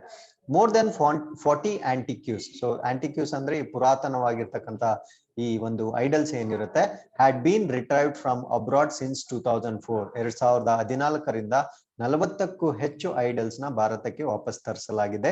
The centre would hand over 2 retrieved idols to Tamil Nadu, 1 is to Andhra Pradesh and Rajasthan. So ಈ ಕೇಂದ್ರ ಸರ್ಕಾರ ಸೊ ತಮಿಳುನಾಡಿಗೆ ಮತ್ತೆ ಆಂಧ್ರ ಪ್ರದೇಶ್ಗೆ ಮತ್ತೆ ರಾಜಸ್ಥಾನಕ್ಕೆ ಈ ಐಡಲ್ಸ್ ನ ರಿಟರ್ನ್ ಮಾಡಲಿದೆ. So this is what is the news is all about. Next article is about Bengaluru records dip in air pollution this Deepavali. So ಈ ವರ್ಷದ ದೀಪಾವಳಿಯಲ್ಲಿ ಬೆಂಗಳೂರಲ್ಲಿ ಏರ್ ಪೊಲ್ಯೂಷನ್ ಜಾಸ್ತಿ ಆಗಿಲ್ಲ, ಏರ್ ಪೊಲ್ಯೂಷನ್ ಕಡಿಮೆ ಆಗಿದೆ. So this article is significant for you in order to discuss your essay writing on air pollution. The rain may have played spoil sports for those bursting firecrackers during Deepavali last week. So ಮಳೆ ಆಗಿದ್ರಿಂದ ಈ bursting of fire crackers, ಪಟಾಕಿ ಸುಡೋದಕ್ಕೆ ಸ್ವಲ್ಪ ತೊಂದರೆ ಆಗಿರೋದು ಇದಕ್ಕೆ major reason ಅಂತ ಇಲ್ಲಿ ಕೋಟ್ ಮಾಡಲಾಗ್ತಾ ಇದೆ. But they impacted cities air quality index bringing it to just above 50. So air quality index maximum scale ಅಂದ್ರೆ 50. ಸೊ ಇದನ್ನ ನಾನು ನಿನ್ನೆ ಆರ್ಟಿಕಲ್ ಅಲ್ಲಿ ಡಿಸ್ಕಸ್ ಮಾಡಿದ್ದೀನಿ. ಸೊ ಡೆಲ್ಲಿಯ ಕೆಲವೊಂದು ಏರಿಯಾಗಳಲ್ಲಿ 450 ಗಿಂತ ಜಾಸ್ತಿ ಕ್ರಾಸ್ ಆಗಿದೆ. ಇಮ್ಯಾಜಿನ್ 450 ಅಲ್ಲಿ ಬೆಂಗಳೂರು ಪೊಲ್ಯೂಷನ್ 50 ಅಲ್ಲಿ. So the pollution compared to Delhi is way lesser than what is happening in Bengaluru. So that is what we can see with respect to air quality index. So this was the analysis of air quality index and pollution level pre and post festival by Ambee. So ಈ ಆಂಬಿ ಅನ್ನೋ company so post Deepavali ಮತ್ತೆ pre Deepavali, ದೀಪಾವಳಿಗಿಂತ ಮುಂಚೆ ಮತ್ತೆ ದೀಪಾವಳಿಗ ನಂತರ provides hyper local data on environmental factors in real time across the globe. So across the globe major cities ಏನಿರುತ್ತೆ, so ಅಲ್ಲಿ ಈ ಆಂಬಿ ಅನ್ನೋ ಕಂಪನಿ ದೀಪಾವಳಿಗಿಂತ ಮುಂಚೆ ಮತ್ತೆ ದೀಪಾವಳಿ ನಂತರ ಈ ಏರ್ ಪೊಲ್ಯೂಷನ್ ಇಂಡೆಕ್ಸ್ ನ ಕೊಡುತ್ತೆ. The company also analyses air quality data of Delhi, Mumbai, Chennai, Hyderabad along with comparative analysis of air quality in all 5 cities during Deepavali this year and the last. So Bengaluru ಜೊತೆ ಡೆಲ್ಲಿಯಲ್ಲಿ, ಮುಂಬೈಯಲ್ಲಿ, ಚೆನ್ನೈ ಮತ್ತೆ ಹೈದರಾಬಾದ್ ಅಲ್ಲಿ ಈ ಕಂಪ್ಯಾರಿಟಿವ್ ಅನಾಲಿಸಿಸ್ ಮಾಡುತ್ತೆ. ಅಂದ್ರೆ ಹೋದ ವರ್ಷ ದೀಪಾವಳಿ ಟೈಮ್ ಅಲ್ಲಿ ಎಷ್ಟು ಪೊಲ್ಯೂಷನ್ ಆಗಿತ್ತು, ಈ ವರ್ಷ ದೀಪಾವಳಿಯಲ್ಲಿ ಎಷ್ಟು ಪೊಲ್ಯೂಷನ್ ಆಗಿತ್ತು, ಮತ್ತೆ ನಗರಗಳ ಮಧ್ಯೆ ಏನು ವ್ಯತ್ಯಾಸ ಇದೆ ಅನ್ನೋದನ್ನ ಈ ಆಂಬಿ ಕಂಪನಿ ಅನ್ನೋದು ಏರ್ ಕ್ವಾಲಿಟಿ ಇಂಡೆಕ್ಸ್ ನ ಕೊಡುತ್ತೆ. So in Bengaluru the average air quality index was just above 50 and particulate matter 2.5 levels var around 20. So andre comparatively we are not producing so much of pollution compared to Delhi. So index 50 is and particulate matter number just 20 ide. The city's air quality index levels this year were lower than the last year with the dip in the air pollution pollution. So ಹೋದ ವರ್ಷಕ್ಕೆ compare ಮಾಡಿದ್ರೆ ಈ ವರ್ಷದ ವಾಯು ಮಾಲಿನ್ಯ ಏನಿದೆ ಅದು ಬೆಂಗಳೂರಲ್ಲಿ ಕಡಿಮೆ ಆಗಿದೆ. So AMBI identified 10 least and most polluted areas by analyzing the data between November 1 to 7. So November 1 ರಿಂದ 7ರ ಮಧ್ಯ 10 ಅತ್ಯಂತ ಕಡಿಮೆ ಪೊಲ್ಯೂಟ್ ಮಾಡ್ತಕ್ಕಂತ ಮತ್ತು 10 ಅತ್ಯಂತ ಜಾಸ್ತಿ ಪೊಲ್ಯೂಟ್ ಮಾಡ್ತಕ್ಕಂತ ಏರಿಯಾಗಳನ್ನ ಇದು ಐಡೆಂಟಿಫೈ ಮಾಡಿದೆ. So among the most polluted areas var Vijayanagar East, ಅಂದ್ರೆ ನಾವು ವಾಸ ಮಾಡ್ತಕ್ಕಂತ ಪ್ಲೇಸ್. ಸೊ ವಿಜಯನಗರದಲ್ಲಿ ಜಾಸ್ತಿ ಏರ್ ಪೊಲ್ಯೂಷನ್ ಆಗಿದೆ, ಹಂಪಿ ನಗರ್ ಮತ್ತೆ ಚಂದ್ರ ಲೇಔಟ್. ಸೊ ಬೆಂಗಳೂರಲ್ಲಿ ಈ 3 ಪ್ರದೇಶಗಳಲ್ಲಿ ಜಾಸ್ತಿ air pollution, where the average air quality index was above 100 and average particulate matter was above 40. ಅಂದ್ರೆ ಟೋಟಲ್ ಆವರೇಜ್ ತಗೊಂಡಾಗ ಬೆಂಗಳೂರುದು 50 ಇದೆ, ಬಟ್ ಈ ವಿಜಯನಗರ, ಹಂಪಿ ನಗರ ಮತ್ತೆ ಚಂದ್ರ ಲೇಔಟ್ ಅಲ್ಲಿ it is double actually. So 100 ಇದೆ ಏರ್ ಕ್ವಾಲಿಟಿ ಇಂಡೆಕ್ಸ್, ಮತ್ತೆ ಪಾರ್ಟಿಕ್ಯುಲೇಟ್ ಮ್ಯಾಟರ್ 40 ಇದೆ, otherwise it is 20 in an average. So ಅದರ ಜೊತೆ ಅದರ್ ಹ್ಯಾಂಡ್ ಜಾಲಲ್ಲಿ ವೆಸ್ಟ್ ಮತ್ತೆ ದಾಸನಪುರ ಮತ್ತೆ Laggere were among the lowest polluting with average air quality index is above 40 and particulate matter is lower than 10. So other areas ಜಾಲಲ್ಲಿ ಮತ್ತೆ ದಾಸನಪುರ ಮತ್ತೆ ಲಗ್ಗೆರೆ ಏರಿಯಾಗಳಲ್ಲಿ ಕಡಿಮೆ pollution record ಆಗಿದೆ. So among the 5 cities, so this is very important for your essay.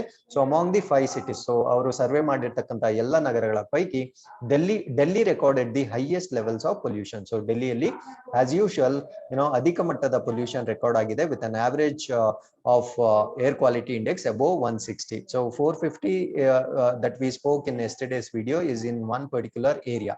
But average ತಗೊಂಡಾಗ throughout Delhi ತಗೊಂಡಾಗ so air quality index 160 ಗಿಂತ ಜಾಸ್ತಿ ಇದೆ prior to Deepavali and around 250 post festival. So ಹಬ್ಬದ ನಂತರ 250 ಆಗಿದೆ. ಸೊ ಹಬ್ಬಕ್ಕಿಂತ ಮುಂಚೆ ಅದು 160 ಇತ್ತು. So that means you can see approximately around 100 numbers here in increase. So on the contrary, Chennai was the least polluting among the 5 cities. So ಎಲ್ಲ 5 ರಾಜ್ಯಗಳನ್ನ ತೆಗೆದುಕೊಂಡ್ರೆ so Chennai ಅತ್ಯಂತ ಕಡಿಮೆ ಪೊಲ್ಯೂಟ್ ಮಾಡಿರ್ತಕ್ಕಂಥ ಸಿಟಿ ಆಗಿರುತ್ತೆ with the average air quality index levels lower than 50. So 50ಕ್ಕಿಂತ ಕಡಿಮೆ air quality index ಇದೆ and particulate matter levels ಅಂದ್ರೆ ಸೂಕ್ಷ್ಮ ಕಣಗಳ ಸಂಖ್ಯೆ ಏನಿದೆ that is less than 15 ಇರೋದ್ರಿಂದ so Chennai is least polluting and Delhi is the highest polluting. So Bengaluru comes somewhere in between. So That is what is about the air pollution. So next article is about MP LADS, its suspension and why it must go. So ee ಒಂದು article ಅಲ್ಲಿ as we discussed, ನಾವು ನಿನ್ನೆ article ಅಲ್ಲಿ MP LADS ಬಗ್ಗೆ complete ಆಗಿ discuss ಮಾಡಿದ್ವಿ. ಅದನ್ನ ಟೆಂಪರರಿಲಿ stop ಮಾಡಲಾಗಿತ್ತು ಡ್ಯೂ ಟು ಕೋವಿಡ್. ಸೊ ಮತ್ತೆ ಅದನ್ನ ರೀಇನ್ಸ್ಟೇಟ್ ಮಾಡಲಾಗಿದೆ. ಸೊ ಇವಾಗ ಈ ಆರ್ಟಿಕಲ್ ಅಲ್ಲಿ ಇದನ್ನ ಮತ್ತೆ ಶುರು ಮಾಡೋದಕ್ಕಿಂತ ಸಸ್ಪೆಂಡ್ ಮಾಡೋದೇ ಒಳ್ಳೇದು ಅಂತ ಕೆಲವೊಂದು ರೀಸನ್ಸ್ ಕೊಡ್ತಾ ಇದ್ದಾರೆ. ಸೊ ಅದನ್ನ ನಾವು ಡಿಸ್ಕಸ್ ಮಾಡ್ತಾ ಬರೋಣ. The Union Cabinet brought back the MP LAD scheme that was suspended in April 2020. So April 2020 ಎಲ್ಲ suspend ಆಗಿತ್ತು, with MPs getting 2 crore annually instead of previously approved 5 crore. So ಮುಂಚೆ ಒಂದು ವರ್ಷಕ್ಕೆ 5 ಕೋಟಿ ಕೊಡ್ತಾ ಇದ್ರು. ಸೊ ಇವಾಗ ಆಲ್ರೆಡಿ ನಾವು of of the financial year ಮುಗ್ದೋಗೋದ್ರಿಂದ ಸೊ 5 ಕೋಟಿ ಬದಲು ಈ ವರ್ಷ ಬರೀ 2 ಕೋಟಿಯನ್ನ ಮಾತ್ರ ಕೊಡುತ್ತೆ ಫಾರ್ ಎಂಪಿಸ್. ಅಂದ್ರೆ ಸಂಸತ್ತಿನ ಸದಸ್ಯರಿಗೆ ಆ ಒಂದು ಅವರ ಕಾನ್ಸ್ಟಿಟ್ಯೂಷನ್ಸಿ ಏನಿರುತ್ತೆ ಅದನ್ನ ಡೆವಲಪ್ ಮಾಡ್ಲಿಕ್ಕೆ ಈ ಫಂಡ್ ನ ಕೊಡ್ತಾರೆ. The scheme mitigates, militates against the separation of powers, has been underutilized in some cases, even misused, leading to the conclusion that must be scrapped. So ಈ ಆರ್ಟಿಕಲ್ ಅಲ್ಲಿ ನಾವ್ ಏನ್ ಡಿಸ್ಕಸ್ ಮಾಡ್ತಾ ಇದೀವಿ ಅಂದ್ರೆ, so it is against the separation of powers. ಅಂದ್ರೆ ನಮ್ಗೆಲ್ಲ ಗೊತ್ತು, ಸೊ ಲೆಜಿಸ್ಲೇಚರ್ ಇದೆ, ಮತ್ತೆ ಎಕ್ಸಿಕ್ಯೂಟಿವ್ ಇದೆ, ಅಂದ್ರೆ ಶಾಸಕಾಂಗ ಮತ್ತೆ ಕಾರ್ಯಾಂಗ ಇದೆ. So actually member of parliaments actually executive work, ಅವರು ಶಾಸಕಾಂಗ ಮಾಡ್ಬೇಕು, ಐ ಮೀನ್ ಲೆಜಿಸ್ಲೇಟಿವ್ ವರ್ಕ್ ನ ಅವ್ರು ಜಾಸ್ತಿ ಮಾಡ್ಬೇಕು, ನಾಟ್ ದಿ ಎಕ್ಸಿಕ್ಯೂಟಿವ್. ಅಂದ್ರೆ ಶಾಸಕಾಂಗ ಅವರ ಕೆಲಸ, ಕಾರ್ಯಾಂಗ ಅಲ್ಲ. ಅಂದ್ರೆ ಇಲ್ಲಿ ಅವ್ರನ್ನ ಈ MP LADS ಪ್ರಕಾರ ಅವರು ಕಾರ್ಯಾಂಗ ಅಂದ್ರೆ ಜಾಸ್ತಿ ಈ ಡೆವಲಪ್ಮೆಂಟಲ್ ವರ್ಕ್ ಏನಿರುತ್ತೆ ಅದನ್ನ ಫಂಡ್ಸ್ ನ ಅವರೇ ಯುಟಿಲೈಸ್ ಮಾಡ್ಬೇಕಾಗಿರೋದ್ರಿಂದ ಸೊ ಇದೊಂಥರ it is against the separation of power ಅಂತ ಹೇಳ್ತಾ ಇದ್ದಾರೆ. ಅದ್ರ ಜೊತೆಗೆ ಈ ಫಂಡ್ಸ್ ನ ಸರಿಯಾಗಿ ಯುಟಿಲೈಸ್ ಮಾಡ್ಕೊಳ್ತಾ ಇಲ್ಲ, ಅದ್ರ ಜೊತೆ ಮಿಸ್ಯೂಸ್ ಆಗ್ತಾ ಇದೆ. ಸೊ ಇವೆಲ್ಲ ಕಾರಣಗಳಿಂದ ಇದನ್ನ ಸ್ಕ್ರಾಪ್ ಮಾಡ್ಬೇಕು ಅಂತ ಇಲ್ಲಿ ಒಂದು ಒಪಿನಿಯನ್ ಇದೆ. The MP LAD scheme should be completely abolished and for the following reasons. So ಯಾವ್ಯಾವ ಕಾರಣಕ್ಕೆ? First is, as I told you, executive functioning to legislative function ge idu change agtade. See, I am going to read only the gist of everything. So if you want to get the complete details, you can just pause the video and note down. So overall I'll be giving the gist of everything here. So e member of parliaments enide, so avrdu executive function inda legislator, so idu change ಆಗ್ತಾ ಇರೋದ್ರಿಂದ ಅವರು major ಆಗಿ ಶಾಸಕಾಂಗದಲ್ಲಿ ಕೆಲಸ ಮಾಡಬೇಕು, ಕಾರ್ಯಾಂಗದಲ್ಲ. So ಇದರಿಂದ violation ಆಗೋ chances ಇರೋದ್ರಿಂದ so ಇದನ್ನ ಬ್ಯಾನ್ ಮಾಡ್ಬೇಕು ಅಂತ ಫಸ್ಟ್ ರೀಸನ್ ಹೇಳ್ತಾರೆ. ಸೊ ಇನ್ನೊಂದು ಸರ್ವೆ ಪ್ರಕಾರ controller and auditor general of India expenditure incurred by executing agencies being less than the amount book. ಅಂದ್ರೆ ಅವ್ರೇನು ರೆಕಾರ್ಡ್ ಮಾಡಿದ್ದಾರೆ ಇನ್ ದಿ ಅಕೌಂಟ್ ಬುಕ್ಸ್ ಅಲ್ಲಿ ಏನ್ ರೆಕಾರ್ಡ್ ಮಾಡಿದ್ದಾರೆ, ಇಷ್ಟು ಸ್ಪೆಂಡ್ ಮಾಡಿದೀವಿ ಅಂತ, ಸೊ ಅದಕ್ಕಿಂತ ರಿಯಲ್ ಆಗಿ ಸ್ಪೆಂಡ್ ಮಾಡಿರೋದು ಕಡಿಮೆ ಇದೆ. So in the books they are showing to scale of 49 to 90%. ಅಂದ್ರೆ 49ರಿಂದ 90% ಸ್ಪೆಂಡ್ ಮಾಡಿರೋದಾಗಿ ಬುಕ್ ಅಲ್ಲಿ ಇದೆ, ಬಟ್ ಇನ್ ರಿಯಲ್ ಅಷ್ಟು ಕೆಲಸ ಆಗಿಲ್ಲ ಅಂತ ಹೇಳ್ತಾರೆ.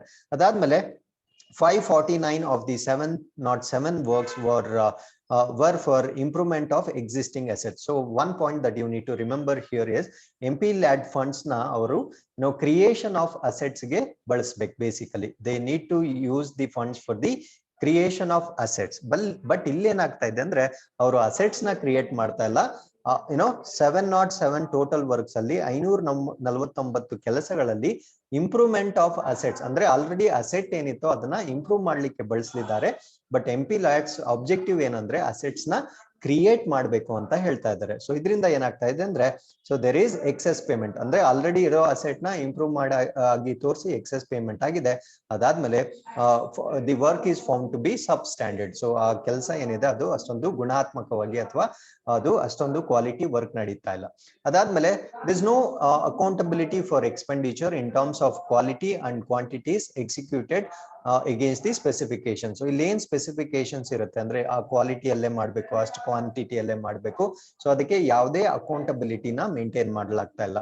ಸೊ ಅದಾದ್ಮೇಲೆ there is a delay in works also. It is ranging from 5 to 387 days. So ಇದು ಒಂದು ವರ್ಷಕ್ಕಿಂತ ಜಾಸ್ತಿ ಮುಂದಕ್ಕೆ ಹೊರಟೋಗ್ತಾ ಇದೆ. ಸೊ ಅವರು ಪ್ರತಿ ಇಯರ್ ಫಂಡ್ ಕೊಡ್ತಾರೆ, ಆ ವರ್ಕ್ ಅಸೈನಿಂಗ್ ಟೈಮ್ ಏನಿದೆ ಅದು 5ರಿಂದ 387 ದಿನಕ್ಕಿಂತ ಜಾಸ್ತಿ ಅದು ವೈಲೇಟ್ ಆಗ್ತಾ ಇದೆ. So this is also reason. ಅದಾದ್ಮೇಲೆ extension of time granted to the contractor. So ಯಾವುದೋ ಒಂದು ಕೆಲಸಕ್ಕೆ ಒಂದು ಕಾಂಟ್ರಾಕ್ಟರ್ಗೆ ಟೈಮ್ ಕೊಟ್ಟಿರ್ತಾರೆ ಅಥವಾ ಫಂಡ್ ಮಾಡಿರ್ತಾರೆ, ಸೊ ಅವ್ರಿಗೆ ವಿನಾಕಾರಣ ಅದನ್ನ ಎಕ್ಸ್ಟೆಂಡ್ ಮಾಡ್ತಾ ಇರ್ತಾರೆ. ಅದಾದ್ಮೇಲೆ register of asset assets created as required under the scheme not maintained. So ಅವ್ರು ಏನು ಅಸೆಟ್ಸ್ ನ ಕ್ರಿಯೇಟ್ ಮಾಡಿದ್ದಾರೆ ಸೊ ಅದನ್ನ ರೆಕಾರ್ಡ್ಸ್ ಏನು ಮೇಂಟೈನ್ ಆಗ್ತಾ ಇಲ್ಲ. ಅದರಿಂದ ಸೊ ನಾವೇನಾದ್ರೂ ಚೆಕ್ ಮಾಡ್ಬೇಕಂದ್ರೆ so it assets could not be verified. So ಅದನ್ನ ವೆರಿಫೈ ಮಾಡ್ಲಿಕ್ಕೆ ಕೂಡ ಆಗ್ತಾ ಇಲ್ಲ. ಸೊ ಥರ್ಡ್ ರೀಸನ್ ಏನಂದ್ರೆ so variation in utilization of MPLAD funds amount in various constituencies. So ಬೇರೆ ಬೇರೆ ಕಾನ್ಸ್ಟಿಟ್ಯೂಯನ್ಸ್ ಅಲ್ಲಿ ಸೊ ಈ ಫಂಡ್ ಯುಟಿಲೈಸೇಷನ್ ಏನಿದೆ ಸೊ ಅದನ್ನ ವೇರಿಯೇಷನ್ ಕಾಣಿಸ್ತಾ ಇದೆ. So this is according to the report published in IndiaSpend. So ಇಲ್ಲಿ year after they took office, so ಈ MPs ಆಫೀಸ್ ನ ತೆಗೆದುಕೊಂಡ ವರ್ಷಗಳ ನಂತರ 298 of 542 members of 16th Lok Sabha, so 16ನೇ ಲೋಕಸಭೆಯಲ್ಲಿ ಇರ್ತಕ್ಕಂಥ 298 ಟೋಟಲ್ ಇರ್ತಕ್ಕಂಥ 548ರಲ್ಲಿ 298 ಈ the member of parliament have not spent a rupee from the 5 crore. So ಕೆಲವೊಬ್ರು ₹1 ಕೂಡ ಸ್ಪೆಂಡ್ ಮಾಡಿಲ್ಲ, ಕೆಲವೊಬ್ರು ಮಿಸ್ಯೂಸ್ ಮಾಡ್ತಾ ಇದ್ದಾರೆ ಅಥವಾ it is not been judiciously used. So ಇದರಲ್ಲಿ ಈ ಕ್ಯಾಟಗರಿ ಕೂಡ ಒಂದು ಬರುತ್ತೆ. ಸೊ 298 ಜನ ₹1 ಕೂಡ ಖರ್ಚು ಮಾಡಿಲ್ಲ. So it is set aside annually for them to develop their constituencies. ಅದ್ರ ಜೊತೆ 508 MPs, that is 93.55% did not or could not utilize the entire MPLAD. So ಈ entire MPLADs funds ಏನಿರುತ್ತೆ 94 close to 94% MPs ಅದನ್ನ ಸಂಪೂರ್ಣವಾಗಿ utilise ಮಾಡ್ಲಿಕ್ಕೆ ಆಗ್ಲಿಲ್ಲ. So this is May 4 to 2014 till December 10, 2018 in 4 years and 7 months ಅಲ್ಲಿ so ಈ amount ನ ಅವರು ಕಂಪ್ಲೀಟ್ ಆಗಿ ಯುಟಿಲೈಸ್ ಮಾಡ್ಲಿಕ್ಕೆ ಆಗ್ಲಿಲ್ಲ. So that is also one of the reasons. ಅದಾದ್ಮೇಲೆ since the MPLADs began in 1993, 5,000 crore was lying unspent with various district authorities by May 15, 2015. So 1993ರಲ್ಲಿ ಇದನ್ನ ಈ MPLADs ಅನ್ನೋ ಒಂದು ಏನಿದೆ ಇದು ಯೋಜನೆಯನ್ನ ಇಂಪ್ಲಿಮೆಂಟ್ ಮಾಡಲಾಗಿತ್ತು. ಸೊ ಅವಾಗಿಂದ 5,000 crores ಲೈಯಿಂಗ್ ಅನ್ಸ್ಪೆಂಡ್, ಸೊ ಅಷ್ಟು 5,000 ಕೋಟಿಯಷ್ಟು ಹಣವನ್ನ ಖರ್ಚೆ ಮಾಡಲಿಲ್ಲ. So it is the statistics till 2015. So fourth reason ಏನು ಅಂದ್ರೆ so money under MPLADs being use to appease oblige 2 sects of people. ಅಂದ್ರೆ ಇದು 2 ಸೆಕ್ಟರ್ ಆಫ್ ಪೀಪಲ್ಗೆ ಕೊಡ್ತಾರೆ. ಒಬ್ಬರು ಕೊಡ್ತಾ ಇದ್ದಾರೆ ಬೇಸಿಕಲಿ ಒಂದು ಒಪಿನಿಯನ್ ಮೇಕರ್ಸ್ ಮತ್ತೆ ಒಪಿನಿಯನ್ ಇನ್ಫ್ಲೂಯೆನ್ಸರ್ಸ್. ಅಂದ್ರೆ ಅವ್ರ ಬಗ್ಗೆ ಏನಾದ್ರು ಬೆಟರ್ ಒಪಿನಿಯನ್ಸ್ ನ ಕ್ರಿಯೇಟ್ ಮಾಡ್ತಕ್ಕಂಥ ಒಂದು ಪಾಪ್ಯುಲೇಷನ್ಗೆ, ಮತ್ತೆ ಫೇವರೇಟ್ ಕಾಂಟ್ರಾಕ್ಟರ್ಸ್ ಅಂದ್ರೆ ಅವರ ರಿಲೇಟಿವ್ಸ್ ಇರ್ಬೋದು, ಕ್ಲೋಸ್ ಫ್ರೆಂಡ್ಸ್ ಇರ್ಬೋದು, ಅವರ ಕಾನ್ಫಿಡೆಂಟ್ ಇರ್ಬೋದು. ಸೊ ಈ ತರದ ವ್ಯಕ್ತಿಗಳಿಗೆ ಕಾಂಟ್ರಾಕ್ಟ್ಸ್ ನ ಕೊಡ್ತಾ ಇದ್ದಾರೆ. So this is illogical. So reports of under utilisation ಮತ್ತೆ ಯೂಸ್. ಸೊ ಕೆಲವೊಬ್ರು ಅಂಡರ್ ಯುಟಿಲೈಸ್, ಸೊ 5 crore ಇದ್ರೆ ಅದರಲ್ಲಿ ಫುಲ್ ಅವರು ಸ್ಪೆಂಡ್ ಮಾಡ್ತಾ ಇಲ್ಲ. ಇನ್ ಕೆಲವರು misutilisation, as told you, books ಅಲ್ಲಿ ರೆಕಾರ್ಡ್ ಬುಕ್ಸ್ ಅಲ್ಲಿ ಇರುತ್ತೆ, but physically they won't be developmental activities. And one more reason is there is no serious attempt to do anything about it till now. So ಇದುವರೆಗೂ so ಇದು ಏನ್ ಆಗ್ತಾ ಇದೆ funds ಅನ್ನೋದನ್ನ audit ಮಾಡ್ಲಿಕ್ಕೆ ಯಾವುದೇ ರೀತಿಯ ಸೀರಿಯಸ್ ಅಟೆಂಪ್ಟ್ಸ್ ಕೂಡ ಮಾಡ್ಲಾಗ್ತಾ ಇಲ್ಲ. So there are innumerable instances of misuse of these funds. So ಈ ಫಂಡ್ಸ್ ಮಿಸ್ಯೂಸ್ ಆಗ್ತಾ ಇರೋದ್ರ ಬಗ್ಗೆ ಅನೇಕ ಎಕ್ಸಾಂಪಲ್ಸ್ ಇರೋದ್ರಿಂದ so it has to be abolished ಅಂತ ಈ ಆರ್ಟಿಕಲ್ ಅಲ್ಲಿ ಸಜೆಸ್ಟ್ ಮಾಡ್ತಾರೆ. So with this we have completed all the articles of the day. So let's come to the InQuest one-liners. Number 1, Punjabi made compulsory in Punjab schools. So Punjab schools alli Punjabi is compulsory from class 1 to class 10th compulsory ಮಾಡಲಾಗಿದೆ. So indoor ಟೆಕ್ನೋಪ್ರೀನಿಯರ್ಶಿಪ್ series ನ ನಡೆಸಲಾಗ್ತಾ ಇದೆ. So ಇಂಡಿಯಾದಲ್ಲಿ ಟೆಕ್ನೋಪ್ರೀನಿಯರ್ಶಿಪ್ series, so ಇದನ್ನ ಯಾರು ನಡೆಸ್ತಾ ಇದ್ದಾರೆ ಅಂದ್ರೆ Kerala startup mission ಮತ್ತೆ Cisco launch pad accelerator program are set to jointly host the pioneering technopreneurship series ಅಂತ.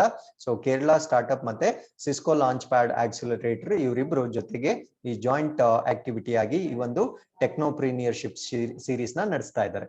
Next, Egypt to host COP27 climate summit. So COP26 ಗ್ಲಾಸ್ಗೋದಲ್ಲಿ ನಡೆದಿತ್ತು. ಸೊ ಮುಂದಿನ COP27 ಈಜಿಪ್ಟ್ ಅಲ್ಲಿ ನಡೆಯಲಿದೆ. So next year Egypt will host conference in red sea resort of Sharm el Sheikh. So Sheikh ಅಂತ Sheikh ಅಂತ ಏನಿದೆ, so ಇಲ್ಲಿ ಈ ಒಂದು COP27 ನ ನಡೆಸಲು ನಿರ್ಧಾರ ಮಾಡಲಾಗಿದೆ. So climate change performance index release ಆಗಿದೆ. ಸೊ ಇದರಲ್ಲಿ India ranks 10th in this particular ranking. So ಇದನ್ನ climate related issues essay ಬರೆಯುವಾಗ ನಾವು ಯೂಸ್ ಮಾಡಬಹುದು. So with this let's come to the InQuest challenge. So ಇವತ್ತು 2 ಪ್ರಶ್ನೆಗಳನ್ನ ನಾವು ಕೊಟ್ಟಿದ್ದೇವೆ with options. You can just say the option number in our in the comment. So which Indian sporting icon was the first to be conferred the KL Ratna for the year 1992? So 1991-92 ಸಾಲಿನಲ್ಲಿ ಮೊದಲನೇ KL ರತ್ನ ಪಡೆದುಕೊಂಡ sports person ಯಾರು? So you can just go through the options and give the answer. So second question is related to MP lads only. So MP lads ಬಗ್ಗೆ ನಿನ್ನೆ ಇವತ್ತು ಕೂಡ discuss ಮಾಡಿರೋದ್ರಿಂದ so we have given this question. Consider the following statements regarding member of parliament local area development scheme. Statement number 1, the MP lads is a central sector scheme fully funded by the government of India. So ಇದನ್ನ ಕೇಂದ್ರ ಸರ್ಕಾರ fully fund ಮಾಡುತ್ತೆ. The objective of the scheme is to enable MPs to recommend works of development nature in emphasis on creation of durable community assets in the area of drinking water, primary education, public health, sanitation, roads, etc. primarily in their constituents. ಅಂದ್ರೆ ಅವರ ಕಾನ್ಸ್ಟಿಟ್ಯೂಯೆನ್ಸಿಯಲ್ಲಿ ಈ ಒಂದು developmental activities ನ ಅವರು ಮಾಡಬಹುದು. The nodal district authority is responsible for implementing the eligible works recommended by the member of the parliament. So ಸಂಸತ್ತಿನ ಸದಸ್ಯರು ಏನಿರ್ತಾರೆ ಅವ್ರು ಏನೇನು ರೆಕಮೆಂಡೇಶನ್ಸ್ ಅಥವಾ ಶಿಫಾರಸುಗಳನ್ನ ಕೊಡ್ತಾರೆ ಅದನ್ನ ನೋಡಲ್ ಡಿಸ್ಟ್ರಿಕ್ಟ್ ಅಥಾರಿಟಿ ಅದನ್ನ ಇಂಪ್ಲಿಮೆಂಟ್ ಮಾಡಬೇಕಾಗುತ್ತೆ. So which of the above statements are correct? Select the correct answer. So ಈ ಮೇಲೆ ಕೊಟ್ಟಿರ್ತಕ್ಕಂಥ ಸ್ಟೇಟ್ಮೆಂಟ್ಸ್ ಅಲ್ಲಿ ಯಾವ್ದು ಸರಿಯಾಗಿದೆ ಅನ್ನೋದನ್ನ ನೀವು ಆಯ್ಕೆ ಮಾಡಬೇಕಾಗುತ್ತೆ. ಸೊ ಇಲ್ಲಿಗೆ ಇಂದಿನ ಇನ್ಕ್ವೆಸ್ಟ್ ಪ್ರೋಗ್ರಾಮ್ ಮುಗ್ದಿರುತ್ತೆ. ಸೊ ನಿಮ್ಗೆ ಏನೇ ಪ್ರಶ್ನೆಗಳಿದ್ರು ಕಮೆಂಟ್ಸ್ ಅಲ್ಲಿ ಬರೀಬಹುದು. ಮತ್ತೆ ಇನ್ಕ್ವೆಸ್ಟ್ ಚಾಲೆಂಜ್ಗೆ ಆನ್ಸರ್ ಮಾಡಿ participate in this particular quiz. Thanks for watching. ನಮಸ್ಕಾರ.